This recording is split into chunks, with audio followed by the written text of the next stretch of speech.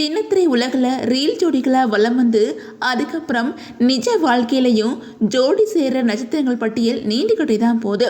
அந்த வரிசையில் இப்போது சின்னத்திரையில் பிரபல நட்சத்திரங்களான நடிகர் ஆனந்த் செல்வனும் நடிகை சியாமந்தா கிரணும் தங்களோட பல வருட காதலை திருமண பந்தமாக மாற்றி புது வாழ்க்கையை தொடங்கியிருக்காங்க.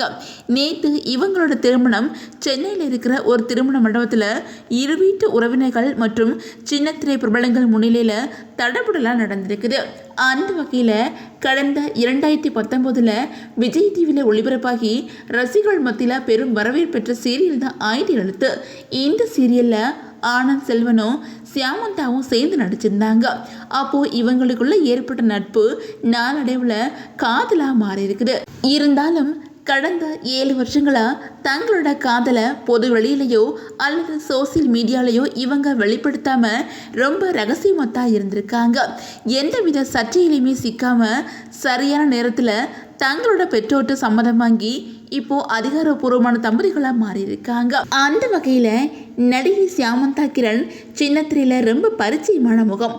இவங்க பனிவிழும் மலர்வனம், சுமங்கலி, அண்ணா போன்ற முன்னணி சீரியலில் குணச்சித்திர கதாபாத்திரங்கள் மற்றும் பவர்ஃபுல்லான வில்லி கதாபாத்திரங்கள் நடித்து போல்டான நடிப்பால் ரசிகர்களை கவர்ந்திருக்காங்க.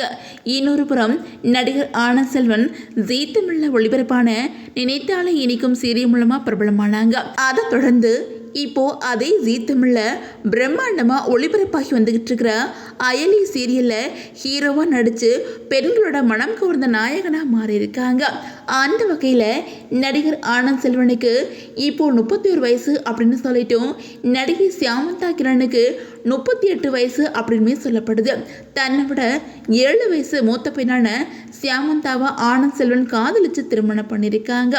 காதலுக்கு வயசு ஒரு தடையில்லை அப்படிங்கிறத நிரூபிக்கிற வகையில் இணைஞ்சிருக்கிற இந்த புதுமண தம்பதியினருக்கு சின்னத்திரை பிரபலங்களும் ரசிகர்களும் தங்களோட வாழ்த்துக்கள் சொல்லி வந்துக்கிட்டு இருக்கிறாங்க.